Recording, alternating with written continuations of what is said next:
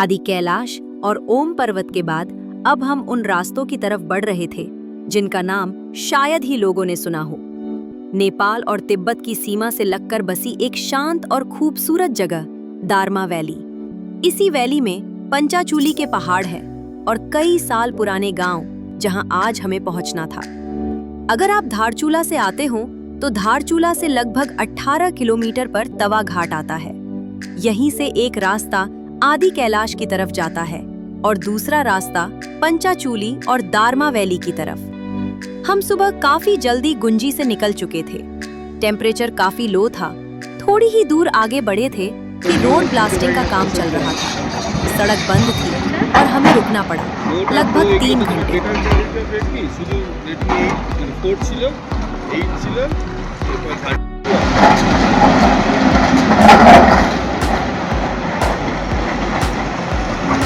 ये पहाड़ों का सच है, यहाँ प्लानिंग से ज्यादा सब्र काम आता है। रोड पर काम कर रहे वर्कर्स ने कहा, जब तक धूप नहीं निकलती आग जला लो, ठंड काफी ज्यादा है। उसी वक्त पास के एक गांव से आई एक फैमिली से मुलाकात हुई। उन्होंने पिछले दिन आदि कैलाश और ओम पर्वत के दर्शन किए थे और अब घर लौट रहे थे। उनकी मदद से हमने बॉनफायर जला ली। आग के पास बैठकर बातें हुई, सफर की, रास्तों की और पहाड़ों की जिंदगी की। उन्होंने हमें अपने घर आने का भी इनविटेशन दिया। उनका गांव यहाँ से लगभग 15 किलोमीटर दूर था। फिर धीरे धीरे सूरज की पहली किरणें पहाड़ों पर पड़ी और सच कहूं तो पहाड़ों में धूप की असली कीमत पता चलती है।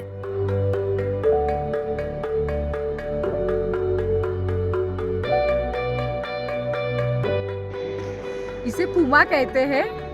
पहले के जमाने में ये धूप का काम करता था। ये आंटी लोगों ने मुझे ये पुमा दिया है। थोड़ी ही देर में रोड खोल दी गई और हमने फिर से अपनी जर्नी शुरू की। आगे बढ़ते ही बर्फ से ढके पहाड़, तीखे मोड़ और हर कर्व पर लगता था जैसे हम पहाड़ों के और अंदर जा रहे हों।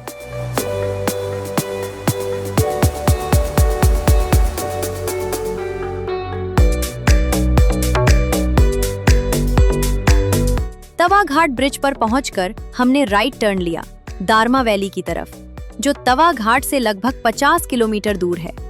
और अगर आप धारचूला से आ रहे हो तो यह दूरी लगभग 70 किलोमीटर हो जाती है।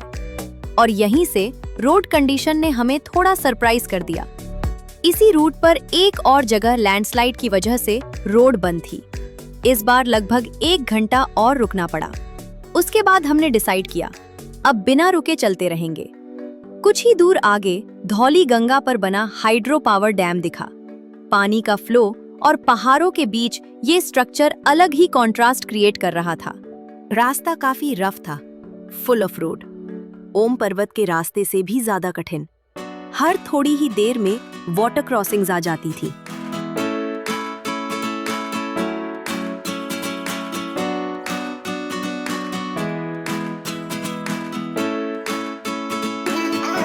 साइड में बहती दारमा नदी और जगह जगह छोटे झरने सीधे सड़क पर बहते हुए। इन वाटर क्रॉसिंग्स को पार करना आसान नहीं था। 3-4 जगह मुझे बाइक से उतरकर पैदल ही आगे बढ़ना पड़ा। दारमा वैली दारमा रिवर के साथ साथ फैली हुई है, जहां लगभग 12 ट्राइबल विलेजेस बसते हैं। सोबला से शुरू करके नागलिंग, दारगांव और आगे जाकर दुक्तू और दंतू तक।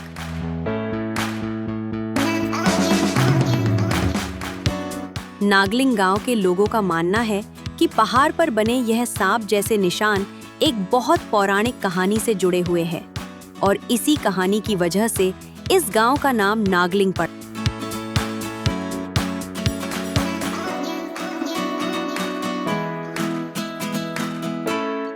एक पहाड़ क्रॉस होता तो दूसरा सामने आ जाता।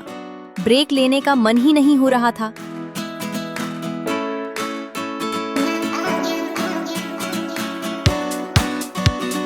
वहां नेटवर्क भी नहीं था और ये रास्ता गूगल मैप में भी नहीं था, तो पता ही नहीं था कि अब दुक्तू गांव और कितना दूर था।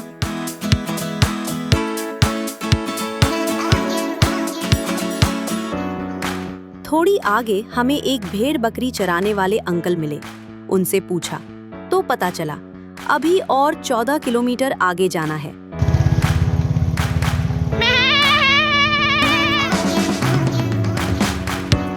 उस पल थोड़ी थकान भी लगी, लेकिन रुकने का सवाल ही नहीं था। सामने पहाड़ थे, रास्ता था और बस आगे बढ़ते जाना था। सूरज धीरे धीरे ढलने लगा था और हम जानते थे आज मंजिल तक पहुंचना जरूरी है।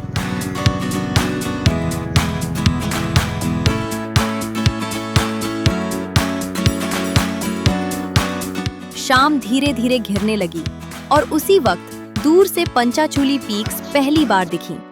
बस एक झलक, लेकिन काफी थी। उसी पल ये एहसास हुआ कि मंजिल अब ज्यादा दूर नहीं है। दिन भर के सफर के बाद रास्ता खत्म होने वाला था और आज की मंजिल पास आती महसूस हो रही थी। सनसेट के साथ साथ हम दंतू के करीब पहुंच गए। अंधेरा हो चुका था और हम अपने होम स्टे तक पहुंचे, थके हुए लेकिन दिल से बिल्कुल शांत। ये सफर जितना मुश्किल था उतना ही खूबसूरत भी। यही तो हिमालय और अनप्लान्ड ट्रैवल की असली खासियत है।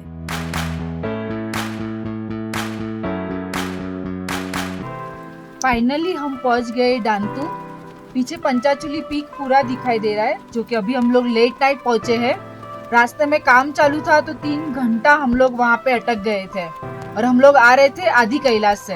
अभी डांतू कैसे पहुंचना है? अगर आप धारचूला से आ रहे हो तो वहाँ पे 18 किलोमीटर के बाद एक तवा घाट दिखेगा।